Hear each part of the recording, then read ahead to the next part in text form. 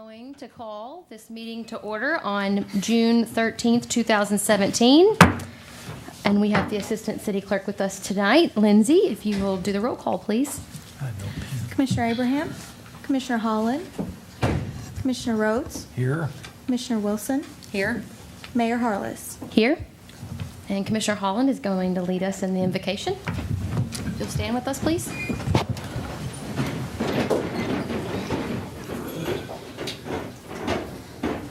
Dear Lord, thank you for the gift of life and the opportunity to serve the people of our city. Help us to act with character and conviction. Help us to listen with understanding and goodwill. Give us a spirit of service. Help us see the humanity and dignity of those who disagree with us and treat all persons with reverence. We seek a sense of welfare and true needs of our people, a keen thirst for justice and rightness, confidence in what is good and fitting, and the ability to work together in harmony even when there is honest disagreement. Amen. Thank you. If you'll stay standing, we'll do the pledge.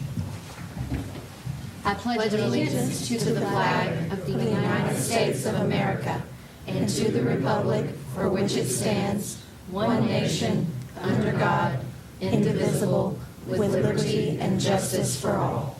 Thank you. You may be seated. City Manager, do we have any additions or deletions to the agenda? There are none. Thank you very much. We are very excited to have our first Citizens Academy graduation ever in the history. So if we will hear a presentation from Michelle Smolin. Thank you. Thank you, Mayor and Commissioners. We are really excited tonight to have our first graduating Citizens Academy class.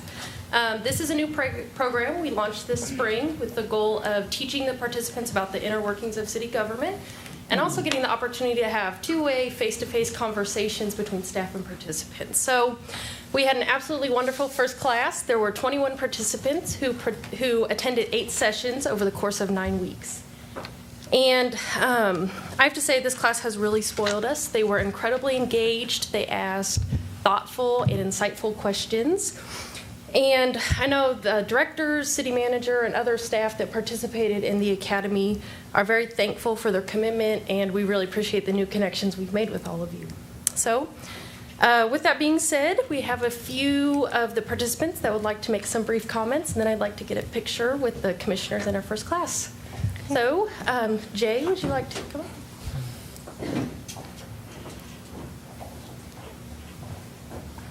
Madam Mayor, Commissioners, my name is Dr. J. Down Siska.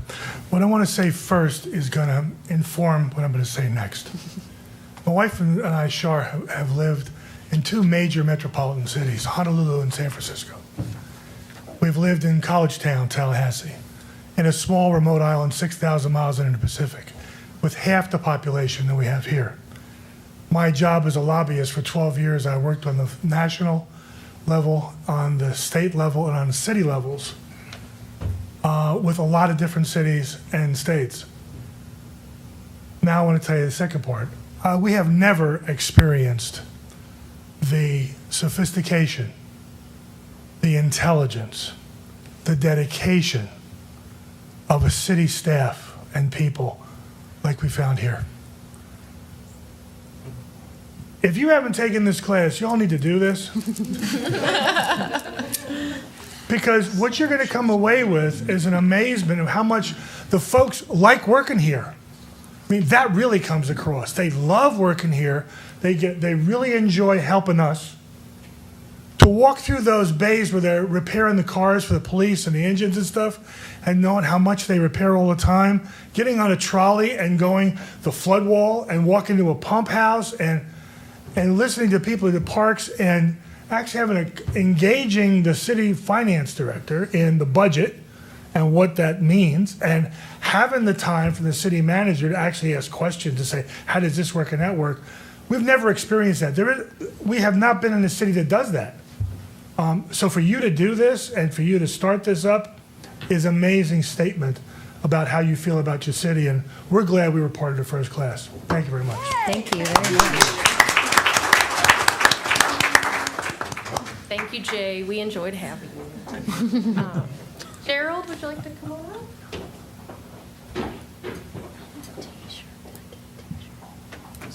Gotta go through it first. Sarah just asked for a T-shirt. I but want a think she needs to T-shirt. go I through the really like academy. the T-shirts. Hi there. I would like to commend Michelle to start with. She has done a wonderful job of bringing everyone together and teaching everybody in this class anything that they ask. There was not a question that was given that if she did not have the answer, she would find out. I presented the question to her on paper, and she was so forthright in getting it done. It was amazing. I called the drainage specialist. What was it, Greg? Eric. I went and spoke with him one day, and within 6 hours, he was on our property fixing the problem immediately. I did not know that you had the opportunity to go and say, I need some help. It was fixed. I think that everyone needs to take this course if they live in this city. If you complain, don't until you take this course.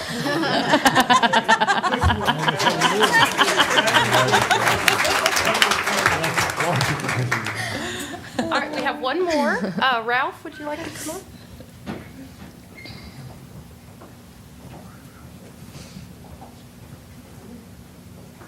I just want to echo the comments that my predecessors had, and Michelle did an excellent job organizing this and setting it up. And I mean, every evening was terrific and overwhelming. I think there was not a session that went by that people didn't pop off with an aha moment, or I didn't know that, or oh my goodness, I didn't realize that. So in that way, you have raised the knowledge level of the people of Paducah. And over the course of the program, I noticed that early on we were just throwing up the softball questions. By the end of the program, though, when we had John Perkins up there, I feel that every one of us was acting as a commissioner with our questions and stuff for John. And we could have held him up there for another hour or two easily. He had all the answers for us.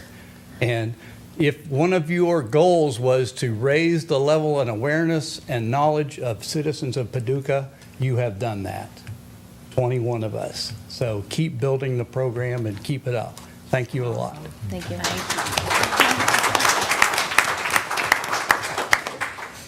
So with that, I didn't know if there's anything the commissioners would like to say before the picture. Yeah, do you guys want to make some comments? Anyone?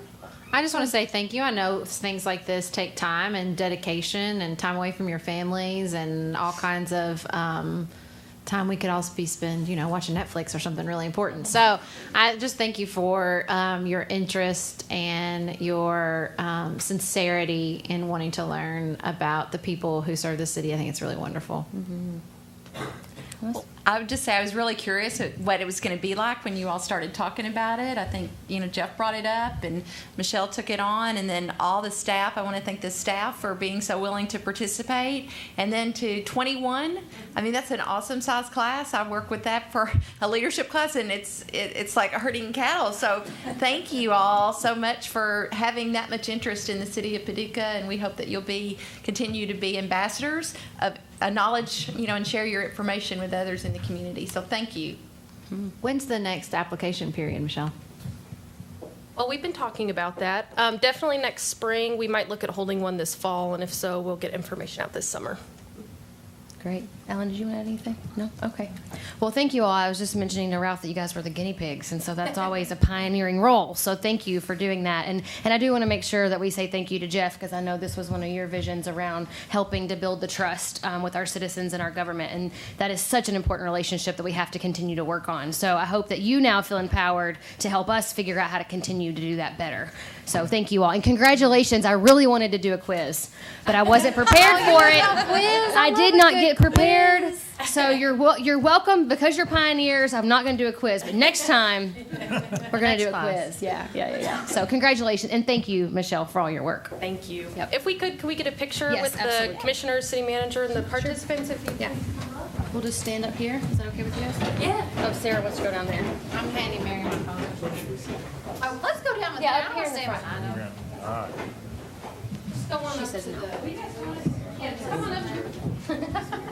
Well, I'm so short, I have to get an advantage. Oh, well, we see her.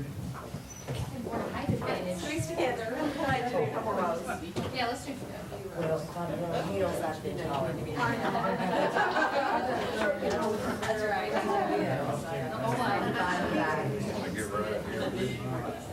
Come up, everybody. Yeah, let's get these around. Let's get what we may use. Here we go. There we go. That's better. Make sure Kathy can be seen.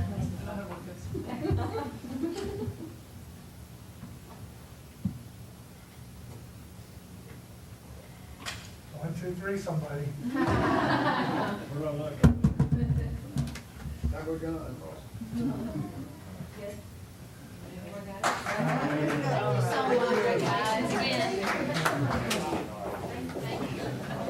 Thank you very much.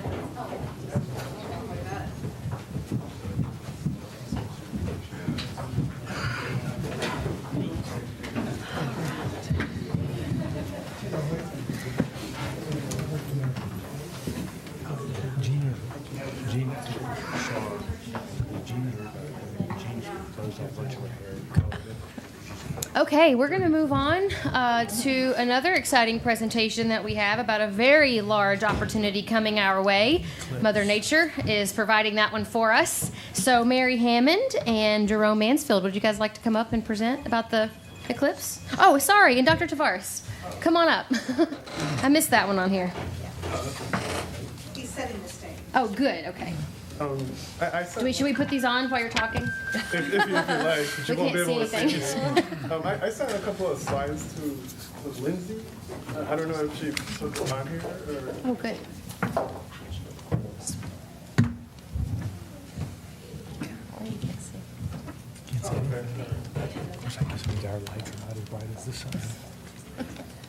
I'm never keep count these. Yeah, you'll have to. Yeah, it's.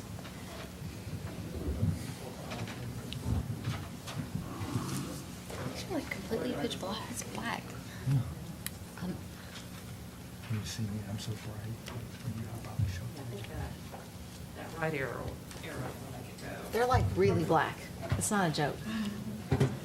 What's the secret to keeping them on? Thanks for the opportunity to come here and talk to you about the eclipse for a couple of minutes. I'm Victor Tavares. I teach physics and astronomy at the community college. And so I'm here to talk about the solar eclipse. And so on August 21st, later this year, a total solar eclipse of the sun will occur. And we in Paducah are well positioned to see it. And I always tell my students, this is a once in a lifetime event, like so you don't want to miss it. It's really rare. Somebody asked me that the other day. When was the last one and when is the next one? I don't have that memorized. I forget when the last one was, but the next one, I kind of lied to you when I said that this is a once in a lifetime event, because we are actually pretty lucky, and we will see another total solar eclipse in 2024. Oh, really? So this is actually a twice in a lifetime event for us. But are they usually like every 100 years? Well, a total eclipse of the sun occurs about once per year, but Oh, where we are. no, like on the whole planet. Yeah, so where we are is once in a lifetime. I get what you're saying. Yeah, Okay. but because of the sun, the moon's shadow is so small, the odds of you living in the path of the moon's shadow are pretty small. And twice in 224 is what you said? 2024, yes. I don't know. And so, like professional astronomers, they'll travel to other continents just to be in the path of the eclipse. Cool. But we don't have to go anywhere because the eclipse is going to come to us. And just to summarize, like an eclipse in astronomy is when one body passes in front of another. There are a couple of eclipses. The lunar eclipses occur just as frequently, but it's much easier to see them because if you are on the half of the planet that's facing the moon, you can see it. Solar eclipses are much more rare. And if you want to find, if you want a summary that fits in a tweet, like here's one right here. But just because I don't have much time, I'm not going to show any videos or anything. But basically, this is what happens, right? The moon orbits the Earth about once a month, and occasionally it comes between us and the sun, and the moon's shadow is projected on a really small region of the Earth. And there are two parts to the moon's shadow. One of them is called the umbra. That's where it's completely dark, and that's where what we're going to experience in August. The penumbra, which is a little bit harder to see here, is where you're in partial darkness. So what you would be seeing is the sun partially blocked by the moon. And if you are in North America, you can see a partial solar eclipse where the moon partially blocks off the sun. But only if you are within this really narrow strip will you see the total eclipse. So, like, I'm sorry, I don't get a chance to get just a professor here to answer all my No, solar eclipse questions. But, like, this how happens all the dark is it time. going to be? That's what else people keep talking It about. will turn it will turn to night in the middle of the day, and you'll be able to see the stars pop out and also some of the planets. Yes. Really? Yes. Oh, I just got even more excited. That's Yeah, amazing. you should be excited.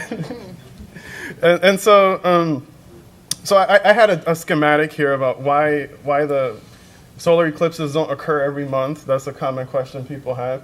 Well, the moon orbits around the Earth, but its path is a little bit tilted. So sometimes it's too. I think I left my laser pointer in the car. But sometimes the moon's too low and the moon's shadow ends up underneath us. And sometimes the moon is too high and the shadow misses the Earth completely. It's very rare that the alignment occurs where the sun, moon, and the Earth are in a straight line and the moon's shadow actually falls on the Earth. Just to give you an idea, this is a picture straight from my textbook that I use for my class, and it's a map of the Earth, and it shows you the paths of the solar eclipses in the 2-decade period from 2001 to 2020. And so they occur roughly about once per year, but unless you live in one of these paths, you won't see a solar eclipse. And so this is really, really rare. The one we are saying right here in Paducah, like around here, and so this is the path of the 2017 solar eclipse. Well, and so many of them take place in the ocean, so it's like, unless do these people go out and just sit in boats and wait? Yes. Well, not boats, but some professional astronomers, they have some airplanes where they'll just fly into the path of totality. Oh, wow. There are certain jumbo jets that are configured with a telescope mounted in the side of the plane, and they're really pretty hardcore about that. But if you're not a professional astronomer, you probably can't travel unless you have plenty of money. And so on August 21st, this is what we will see over the span of about 3 hours. In the middle of the day, starting late morning, just before noon, you'll have the sun in the sky, and slowly the moon starts moving in front of the sun. This whole process takes about 3 hours. The totality, where the moon is completely blocking off the sun, will only last for 2 minutes and 21 seconds. So wait, what happens if it's like overcast? Not that that's going to happen, but it won't be overcast. Okay. But if it's overcast, NASA's launching some balloons, and they'll be live streaming parts of the eclipse. Well, it'll still be dark. It'll just be. It'll still, even if it's overcast, like it'll still get dark in the middle of the day. And so, yes. And so, I just have this slide here, which is pretty cool. During the totality, when the moon completely blocks off the sun, you can see a lot of faint features in the outer atmosphere of the sun, and so astronomers get really excited, and because they like to study these types of things. And so this is a 2-part picture here. This kind of shows you a cartoon version of what would happen. So it's not to scale, of course. So here's the sun, and here's the moon, and you can see that the light gray area, that's the penumbra. That's the region of the Earth's surface where everyone will see a partial eclipse of the sun. But this little tiny black dot here is where you will see the total eclipse. And anyone living on this little path here, you have to be really lucky because it's so narrow they will experience a total eclipse. This picture here in the inset looks kind of fake, but this is a real picture taken from the old Russian Mir space station of the moon's shadow racing across the surface of the Earth, which is pretty cool. So that's a different way to view an eclipse from above, which is kind of weird. We're pretty excited because it's really rare to see an eclipse happen in the continental U.S. So here are the paths of several eclipses in the 5 decades from 2000 to 2015. The path of the 2017 eclipse is this one. It's really, really narrow. Oops. And if you can see, there's another one that goes from southwest to northeast. That's the 2024 eclipse. What is it, April? April, yes. It's hard to read here because the picture is so small, but it is April 8th, 2024. And we happen to be right in the crosshairs for that, so we'll get to see both. So here is a zoom in of the path over Kentucky. So the moon's shadow starts off in Oregon somewhere, races southeast through down to South Carolina, and it passes through western Kentucky. It's probably a little bit hard to read here, but in this picture you see basically the time in which you'll be in totality. And Paducah is right around 2 minutes and 20 seconds, 21 seconds or so. The path misses most of Kentucky. A lot of my colleagues at the other community colleges in Kentucky are kind of like swarming towards this end of the state just to see the eclipse. It misses several major metropolitan areas. It passes just south of St. Louis, but it crosses also through Nashville.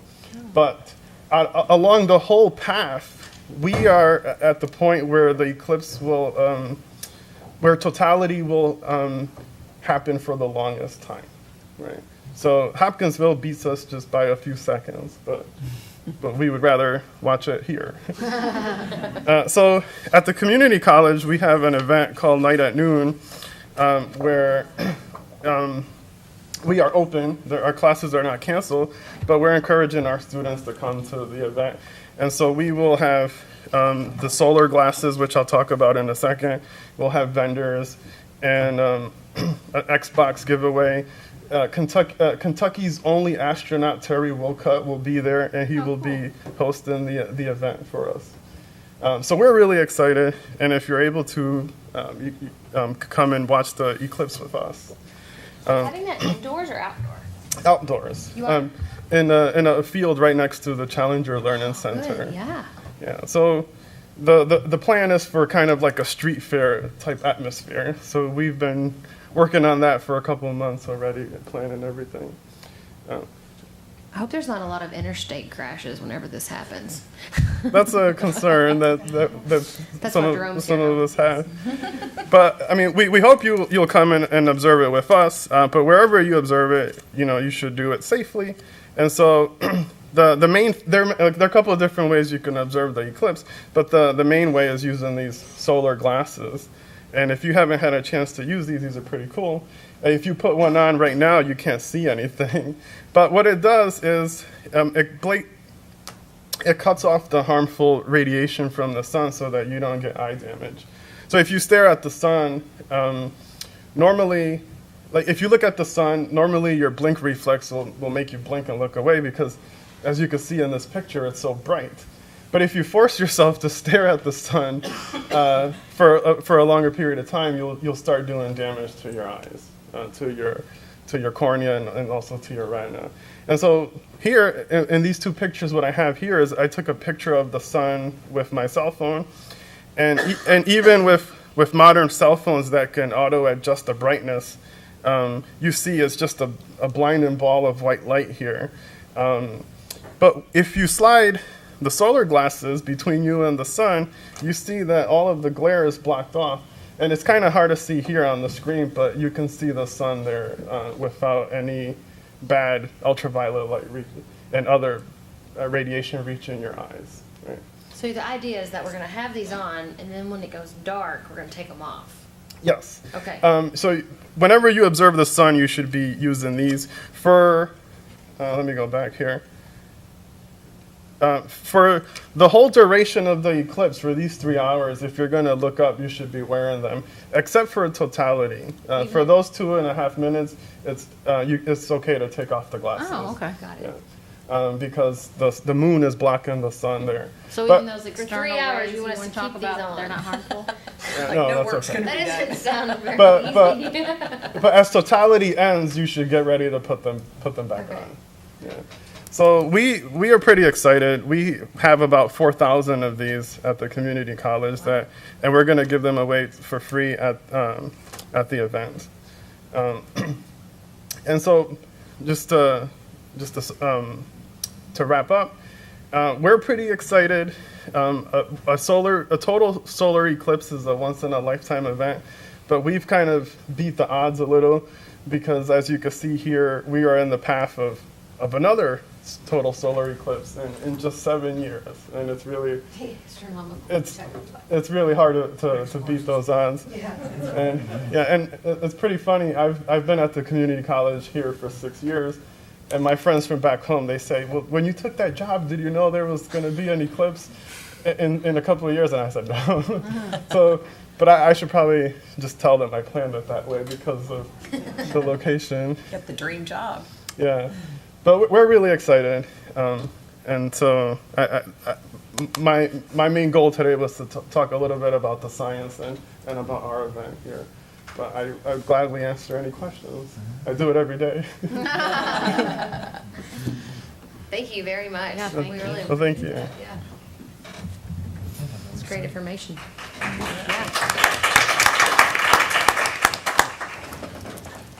Yeah. Good evening, Mayor and Commissioners. It's nice to be here in a non-disaster situation, and we certainly want to make the eclipse event a fun one and prevent it from impeding any emergency situations. Briefly, we've been cooperating with local and state federal agencies since February. We've been meeting monthly through the local emergency planning committee. Chief Kyle and Chief Barnhill have been very vital in the planning, their departments, and we appreciate their excellent leadership. This morning we met with the Parks Director, Mark Thompson, and organizations in the city that will be responding to any emergencies, as well as organizations that are having activities during the eclipse, which Mary will cover. There will be there's about 50 agencies, local, state, and federal, that are cooperating in the eclipse, from state cabinets through local government. On July 12th, the Federal Emergency Management Agency will be in Marshall County at the Kentucky Dam Village State Resort Park in Gilbertsville. Will conduct a tabletop exercise with about 200 people from various agencies and organizations from 9 a.m. to noon to prepare for the eclipse. And then we'll continue planning with Paducah and McCracken County officials. Our main concern is traffic on I-24, Highway 60, and other collateral avenues. We're concerned people will pull over and look at the eclipse, and we're not certain yet on the number of people that will be coming to the corridor from other states. The Kentucky Transportation Cabinet's having a meeting next Wednesday, June 21st, at the Murray State University campus in Paducah, and we're going to have a briefing, and they'll give us some statistics on what the number of vehicles they think will be coming on I-24 from Metropolis to Hopkinsville, and maybe we can get an idea of what will be in McCracken County and around Paducah. So, to make sure that we respond to emergencies that usually occur daily and don't have and they're not impeded by traffic blockages, we'll continue planning here locally. For example, Mercy Regional Emergency Medical Services operates the ambulance service, is going to have 2 helicopters stationed on Coleman Road. So if I-24 is blocked as an artery, they can use air ambulances to get to the patients. And then the city police and the sheriff's department, state police will all have personnel that'll be available to respond, as well as fire and rescue people. And lastly, the concern is communications. Even in severe thunderstorms and tornado situations, sometimes 911 can get overloaded. So we're going to activate the County Emergency Operations Center to give citizens a routine number they can call to ask about the eclipse. Law enforcement from City and County have both told us that, believe it or not, there will be people that will wonder why it's getting dark, and we'll start calling 911. So we want to offload those routine calls so that if there's an emergency that occurs during the period of darkness, that we can respond readily. And then we'll be looking at cell phone coverage and see if cell phone providers can help us in that aspect, since we think bandwidth could get overloaded with people calling and taking pictures and sending those over the air. So that's a brief synopsis of what we're doing. Any questions on the public safety aspect? I have one. Yes. So I heard in Hopkinsville that they're having blocked areas where emergency lighting or night lighting that comes on as it gets dark doesn't come on. So people can view it in the darkness. Yeah. Will our lights that come on at night automatically come on during this time? And is there any way to get that where they don't? Or we have those same type blocked areas? Yes, we talked about that in a planning meeting we had this morning about approaching Paducah Power and seeing, especially on the riverfront area, about where people be gathering, not to have the view of the eclipse obstructed in any way by lighting that's going to come on because it's getting dark. So y'all are we'll follow addressing up on that. Okay, Yes. good. Are you planning to come back to see us before the event and kind of give us another follow-up on? Yes, that we can. If you don't mind, I think that would be great. Yeah, Just so probably we're early prepped for August that. we Maybe can early tell you August, what's going on. Mm-hmm. Thank you. It Okay. sounds like there's some things you're working on that I think we should probably know about, just so that if we're a point of contact, we know where to send people and all of that. Yes, ma'am. Yeah. Thank you Okay. for preparing for this. We appreciate it. Thank you. Yep.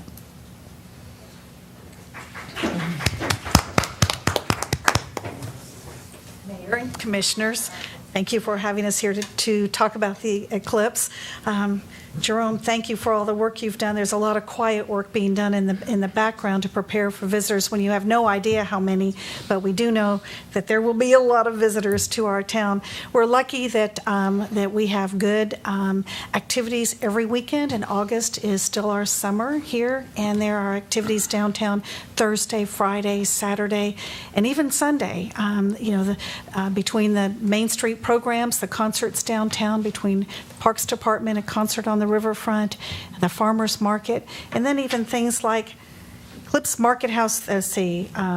Market House Theater is doing a zombie cannibal asylum mystery dinner theater. How about that? Cannibal, Just that's saying. really serious. But we have two really kind of signature events. One is already designated as a NASA official viewing area out at the college. Am I correct? And I know the River Discovery Center has applied for that. The River Discovery Center is having an event on the lawn of the Carson Center called Sundrop and Moon Pie Party. That is on Monday from 11:30 to 2 p.m. And there'll be barbecue, moon pies, and sundrop, and music and tables, and so it'll be fun. But there'll be an awful lot of people just out searching for the perfect place. We're trying to coordinate things at our office as a one place to look for activities. You can go to our website, paducah.travel/eclipse, and keep up with what's going on around our community. There's everything from Silent Brigade. There are all types of events all around our city. But the Visitors Bureau has ordered wonderful glasses with the solar, what's the name of the quilt? By Carol Fallert?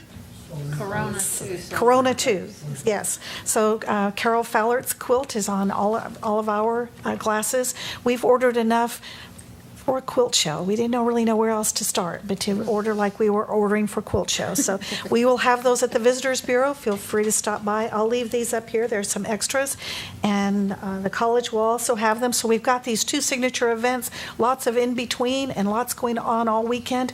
Paducah is not full. We're pretty full on Sunday night. A lot of calls about Saturday and Monday night, but I think we will be full, and there'll be plenty of visitors.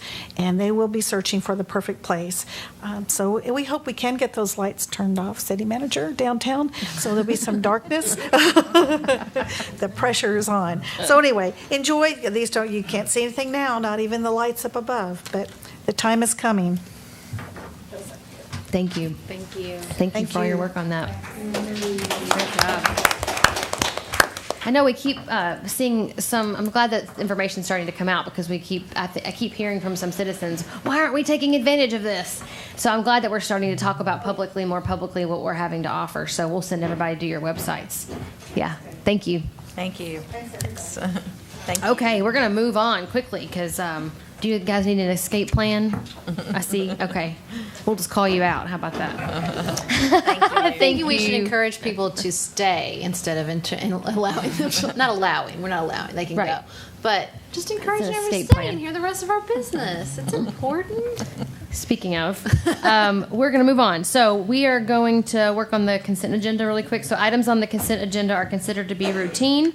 There will be no separate discussion of these items unless a board member so requests, in which event the item will be removed from the consent agenda and considered separately. Does anyone want to remove an item today? Okay. So Lindsay, would you mind reading the items recommended for approval? Okay. Minutes for the May 23rd, 2017 City Commission meeting. Receive and file documents, personnel actions, a municipal order authorizing the mayor to execute a service agreement with Jackson Purchase Two-Way Radio Incorporated for the amount of $28,080 for fiscal year 2018. A municipal order authorizing the application for a 2017 Community Development Block Grant in the amount of $220,000 from the Office of the Governor's Department for Local Government for the Four Rivers Recovery Center Point project. A municipal order authorizing the mayor to execute a grant application and all documents necessary through the U.S. Department of Homeland Security for a 2017 Port Security Grant in the amount of $1 million for a computer-aided dispatch system replacement at the Allie Morgan E911 Center. A municipal order accepting matching grant funds through the Kentucky Division of Waste Management for a 2017-2018 Household Hazardous Waste Grant for funding the annual City-County Cleanup Day, ratifying the mayor's execution of the grant agreement, and authorizing the mayor to execute an interlocal agreement with McCracken County. A municipal order authorizing the mayor to execute a professional services agreement and addendum with Municipal Code Corporation for recodification services for the City of Paducah Code of Ordinances. A municipal order authorizing and directing the finance director to transfer funds totaling $4,374,565 from the general fund reserve of $1,150,000, the solid waste fund reserve in the amount of $2 million, and the City Hall design project in the amount of $1,224,565 to the City Hall Phase 1A rehabilitation project to finance Phase 1A of the rehabilitation of City Hall. Thank you. And I guess you can do the roll call. Commissioner Holland? Aye. Commissioner Rhodes? Aye. Commissioner Wilson? Aye. Mayor Harless? Aye. Okay, next up, Commissioner Holland, I guess we're going to read the introduction for the adoption of the budget since Commissioner Abraham is not here. I move that the Board of Commissioners introduce an ordinance entitled, "An Ordinance Adopting the City of Paducah, Kentucky Annual Budget for the Fiscal Year July 1st, 2017 through June 30th, 2018, by estimating revenues and resources and appropriating funds for the operation of city government." This ordinance is summarized as follows. Adopting the City of Paducah Annual Budget for fiscal year July 1st, 2017 through June 30th, 2018 by estimating revenues and resources and appropriating funds for the operation of city government at $84,716,885. And summarized by funds as follows. General, $34,403,310. MAP, $1,829,350. Investment, $5,447,540. CDBG, $1,220,000. E911, $1,788,690. Court awards, $32,750. Debt, $3,762,755. CIP, $11,304,320. Bond fund, $7,500,000. Solid waste, $6,909,180. Transient boat dock, $21,430. Docks Civic Center, $92,195. Rental, $102,220. Radio department depreciation, $933,420. Fleet, $595,295. Fleet trust, $3,178,000. Self-insurance, $1,317,185. Health insurance, $3,767,000. AEPFPFPFTRSTS. Should I say that somehow? Paducah, I don't know. $1,382,245, totaling $84,716,885. I really wanted you to say that. Second. Got it. Okay, so any discussion? Anyone want to discuss?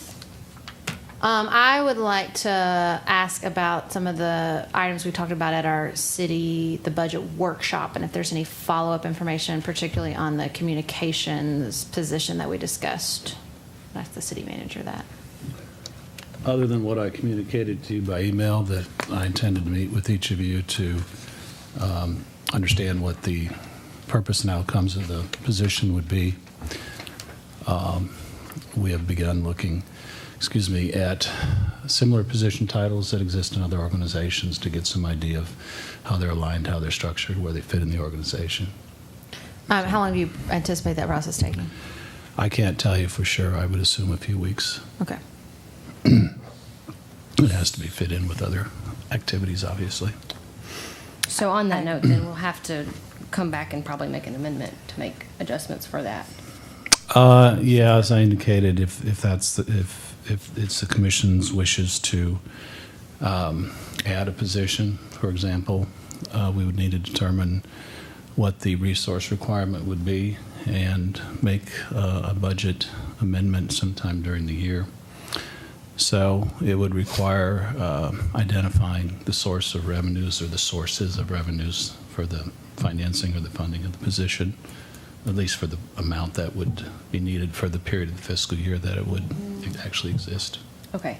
So I guess just to be clear, then what do we need to do in order to make that determination that we do, in fact, as a commission, desire that position to be created? Because I guess I was assuming that was the conversation we had at the budget workshop, but obviously well, I mean, so I would okay. open that up to you all if you want to start that discussion tonight, or wait until I pull together sort of what it is that each of you have in mind, and then we work from that point. I guess that's what I thought we would do. If there's a clear consensus tonight to do it, then, if that's your wish, then you could move forward with it. But if that's the case. How long do you think, Jeff, that you would project? Maybe. As I said, a few weeks. Yeah. I can't drop everything else. Right. So that would give you time to pull the information together that you would like before. Well, I think I need to understand what the position's about, what it's intended to do, what the desired outcomes are, so that I can put it together and determine. There are certain formalities associated, with the position in terms of the job description and all that, but more than anything else, determine where it would fit, how it would fit, what realignment of other things would be necessary. Within the organization? Okay. Within the organization. What it is about the outcomes that you're after that could be accomplished with existing resources, what the resource issue really is from it. So I'm very comfortable not having this discussion tonight because I don't think we're really prepared to have it. So I take your point on that. I just want to be very clear that we put a timeline that weeks is a good starting place, but to be very conservative in that timeline, can we say the end of August? I'm prepared to come back to you with the information that I get from each of you to let the discussion happen from there. I don't know at this point in time how I'm going to judge it in terms of whether or not there's an additional position that I think is needed to do the additional things that it is that you have. I think that's where I'd like to turn the discussion back to you all. Fair enough. Okay. Thank you. I have. Go ahead, no, Sandra. Well, I have a comment that when we talked about the small project fund from the investment fund, we left that open. That was my question. And because of all of the work that we're already doing at Noble Park around the lake area, we raised local money. We got a lot of money from United States Tennis Association and have set aside money and have a building on order to be installed beside the tennis courts with, I think, new fencing. I really would like to suggest that we include for 2018 funding resurfacing the tennis courts. And I think it's estimated at $225, and that includes new lighting as well. Those are the only tennis courts owned by the city, correct? And I feel like it's something valuable, and because we have so much focus on that area with the new building that has concessions, restrooms to enhance the tennis and to enhance Noble Park, I really feel like we need to move forward with that and put it in the budget. Well, that was my question, because we were waiting to hear about the Fountain Avenue sidewalk, which we did not get, right? The grant. The grant. Yeah, and there's some additional information, Commissioner Hall, that maybe I can share on that project that might be helpful to bring some perspective. As was mentioned, indeed, the grant application was not funded, so the approximate $900,000 project there, as of now, we are left to our resources to reform on that. I've done some research on the Fountain Avenue project since that time, and we did not point out prior, but I really need to point out tonight that we actually have done some infrastructure upgrade in Fountain Avenue. It's been within the last couple of years, totaled about $265,000, and it covered kind of the gambit all the way from some street resurfacing to curb and gutter rebuild and some sidewalk. That was done actually, even though it impacted Fountain Avenue, and the Fountain Avenue plan anticipated infrastructure upgrades, it really came about as much as anything through some of the infrastructure assessment that the street department does. But it was within Fountain Avenue. It impacted the project, and I think it achieved some of the goals that were anticipated that needed to be achieved through some of the upgrades. So my point is, that long-winded way, we got to start. Okay, so we need to figure out where and how to pick up. We've had quite a bit of discussion of that in the office in the last few days.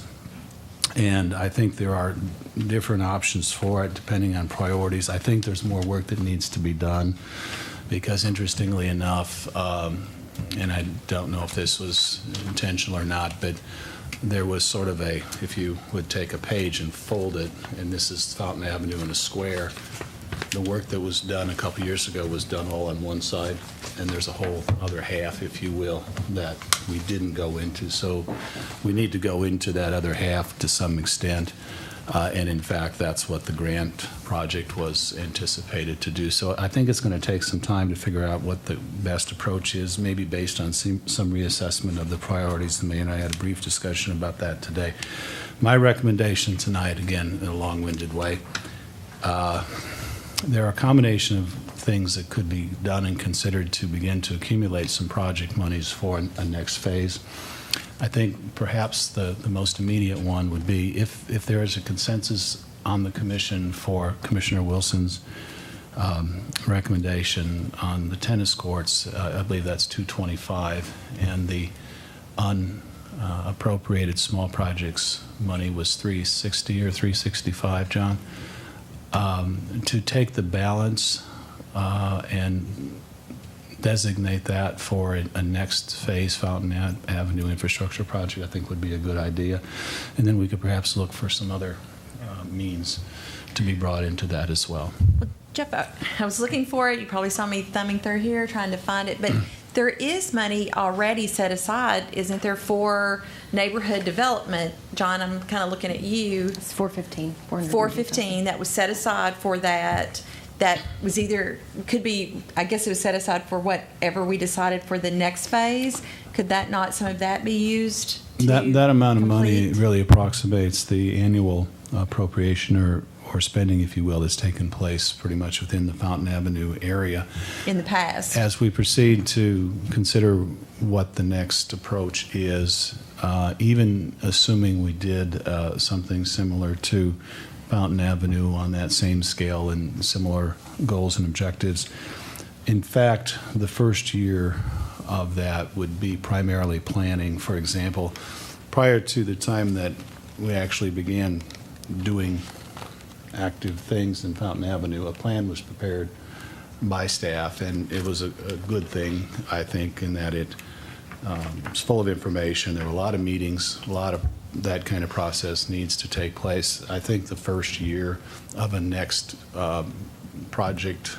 So would the short answer be that that a lot of that money that's set aside could be used to finish some of that neighborhood? Well, because I think that, we should fulfill the promises to the first neighborhood that we said we were that we're still working on before we move on. And I know that those people were promised this infrastructure. I think, okay, the short answer, yes. Let us make a recommendation for what of that appropriation could be redirected to this infrastructure finish out. Okay. But we need to do some work internally to do that. But my suggestion would be leave that appropriation the way it is in the proposed budget. We can redirect some of it into this infrastructure.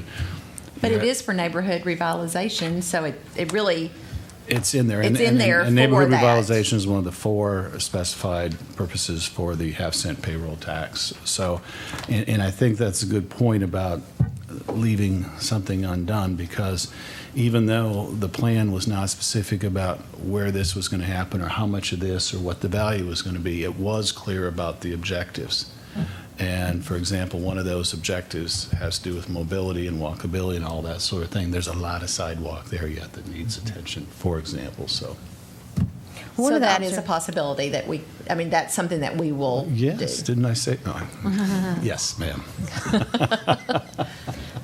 One of my observations recently was considering that definitely in this budget cycle, one of our priorities be finish some things we've started. And I just think there's so many things we haven't really tied a knot on. You made a great point about the tennis courts. We're going to do all this work and then still have a crack down the middle of the tennis court. And so the same thing with the sidewalks in Fountain Avenue. It sounds like we could really use this opportunity to take the 415 and the 364 and come up with a good solid, let's finish some things that we've started.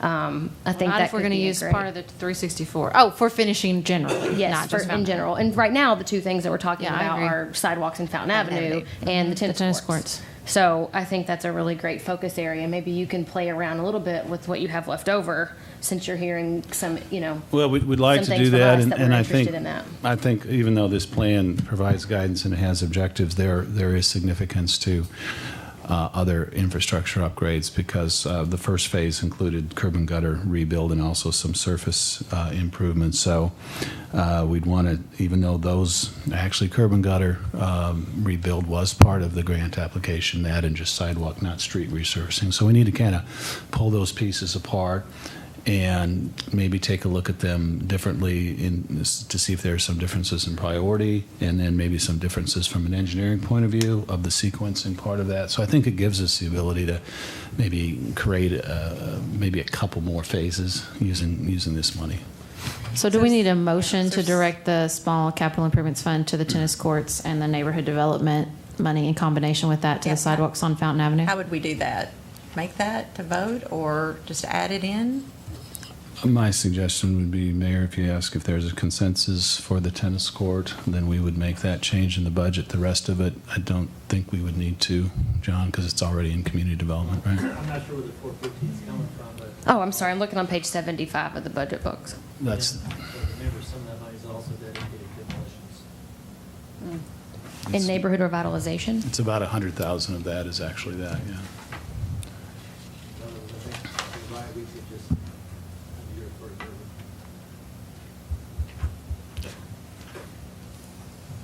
So we'll just move on the small projects, and at least 225 of it, I'm assuming that number is probably going to be a little fluid because you're going to have to bid that out. I don't know if that's a hard bid or you have to bid it out, yeah.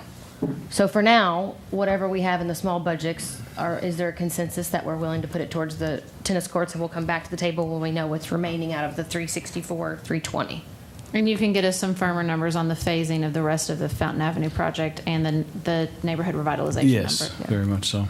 Great. Is everyone good with that? Mm-hmm. Great. Okay. Do we just make an amendment within a motion? Okay. Anything else? Anything other discussion around the budget? I know a lot of work went into it, so thank you, everybody. Commissioner Rhodes? I was fixing to say, Commissioner Rhodes, you've been awful quiet during the budget. Chiming in here. Okay. We're good. With that, let's do a roll call. Do we have a second?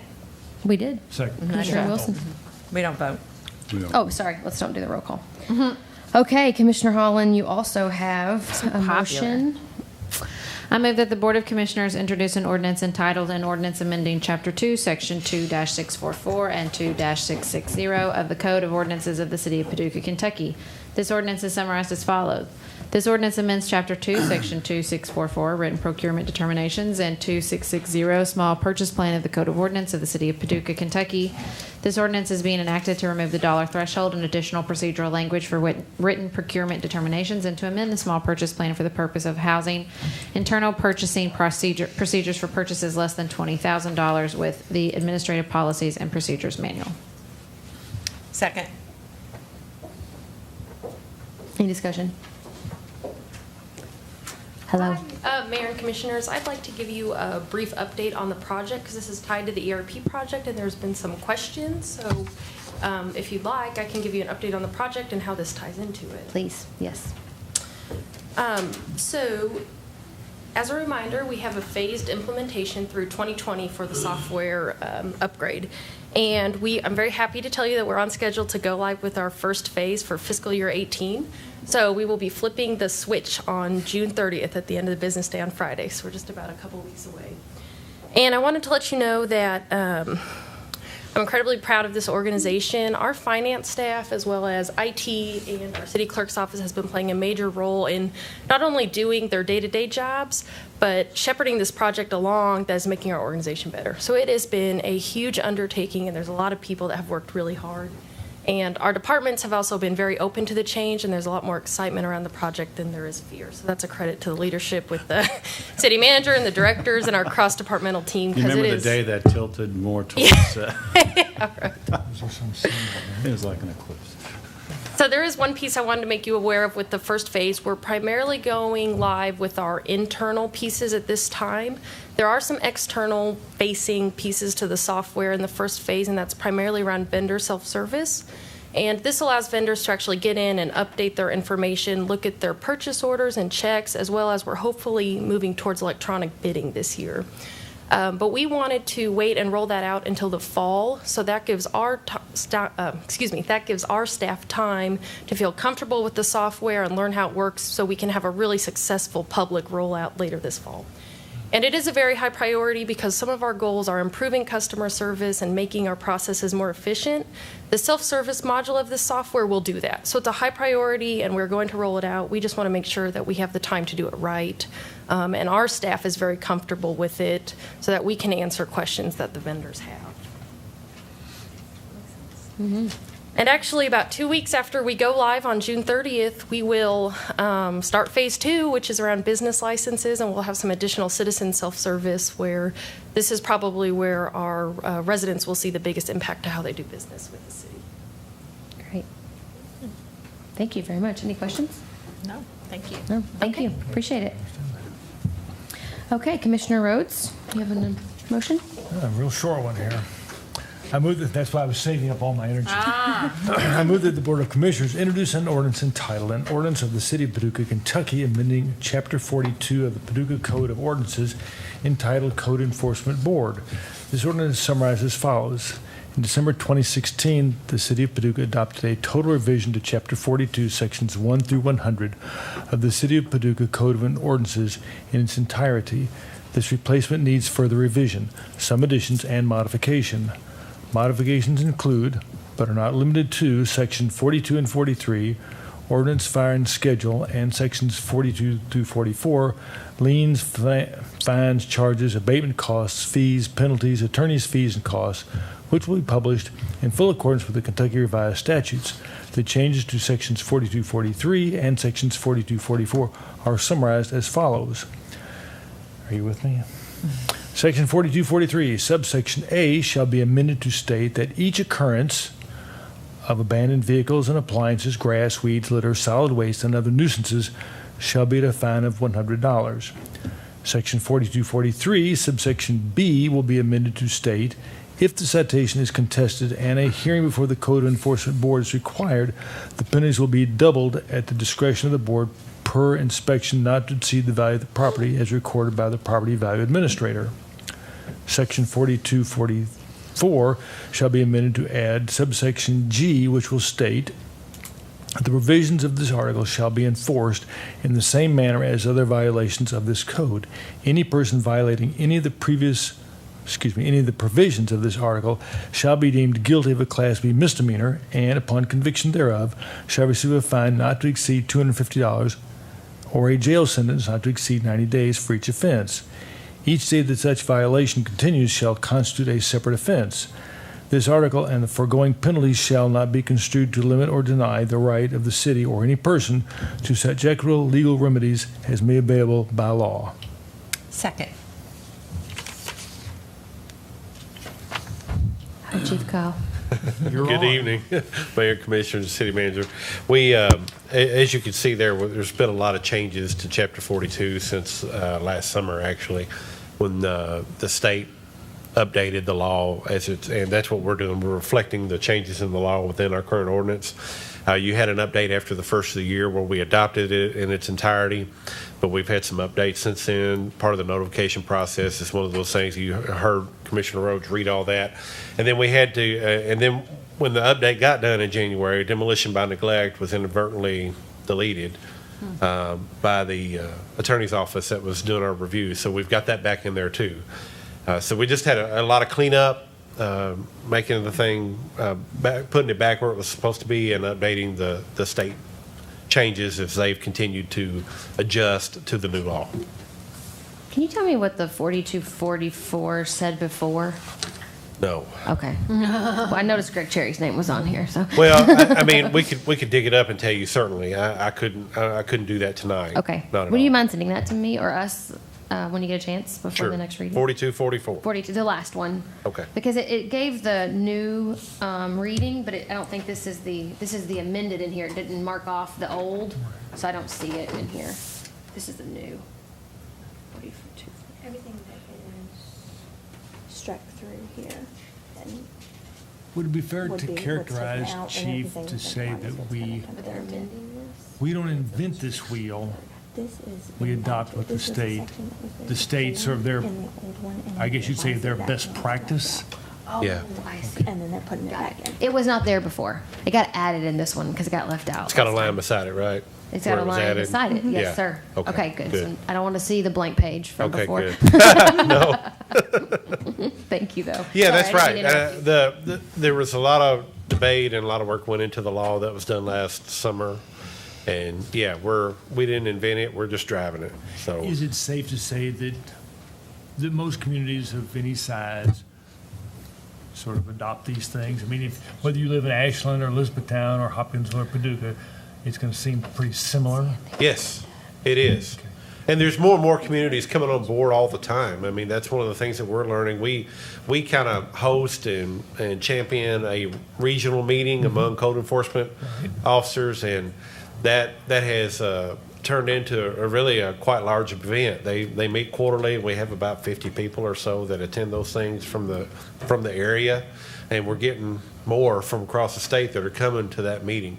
And that's exactly what, we found out some things, and that's one of the updates in there about the notification process. That's one of the things that came up at the last meeting, that the state was having to clean up about posting versus mailing, and either or will work, that type of thing. So there's still interpretations going on, but yes, more and more communities are getting involved, and communities like size and many that are smaller than ours have programs like this. Okay, thank you. Mhm. Thank you. Any other questions? Thank you very much. Okay. City Manager. All I have is a request for executive session, please. Do we vote this? No, I have it. You. Wait, what just happened? Oh, executive session. Sorry, I was listening to her. I do want to make one comment before we go in, if you guys don't mind. We had been talking quite a bit about curbside recycling again. I know this is becoming a dead horse. But you had mentioned, City Manager, a couple ideas you had on how to get this started, and maybe just a way that we could implement using the leaf and yard waste to pick up times as maybe an opportunity here. So I just wanted to kind of get a sense from the commission if you were interested in, I know we put a lot on Jeff's plate tonight, but if you're interested in him moving forward with considering that as our option for exploring curbside recycling. I definitely am. I would like to see that horse walking around again.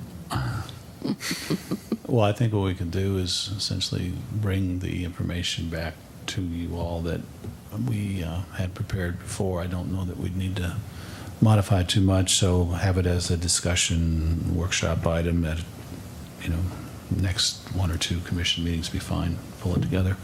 It's essentially taking a look at the yard waste program that takes place on Mondays, asking ourselves the questions, is there more capacity there than what's needed or that what's taken advantage of? Therefore, is there some opportunity to redirect some of those resources? And we think quite possibly there would be. There are a lot of associated issues and questions to go along with it, and that's why I think it's a good idea to bring it back to the entire commission to air some of those things and get direction. Great. So there has been a discussion around that specific model. We spoke with prior commission about it. Okay. So it's been out there, and it may be that one or more of the little complexities became somewhat problematic in terms of do we want to do that or don't. But we certainly bring it back and give it a fresh airing. Okay. Thank you very much. Appreciate that. All right. I have one question, Mark, on the health park. How much longer on that opening up? No, I want to go take my There was kids so there, much work Mark. done on the Rotary Playground. Actually, it's the last few days have really made some improvements. We've got permission to put our temporary electricity up, so our irrigation and everything and the lights will be operational here within a few days. And at that point, we're going to open it up, get the sidewalk swept off. The community gardens won't be ready and available at this point, but we'll be getting some of that other stuff trimmed down and taken care of. I talked to Jeff, and so we'll have something open within the next 2 weeks. And the Rotary Playground. Absolutely. Will be open. It's going to be one of the first things open. Okay. We're just getting the brick finish and finalized right in front that we've been waiting on to lay in. That just last week got started last week. So. Okay. Thank you. Very close. Thank you. Thanks. Anyone else? Okay, Commissioner Wilson. I move that the board go into closed session for discussion of matters pertaining to the following topic: issues which might lead to the appointment, dismissal, or disciplining of an employee as permitted by KRS 61.8101F. Second. And I am adjourning now, or I'm not adjourning now. Remember last time? You have to come back. We have to come back. That's right. Okay. Adam isn't here. What happened to that radio? All in favor of executive session? Sorry. All in favor of executive session? Aye. Aye. Oh, aye. Thank you. Thanks, Lindsay.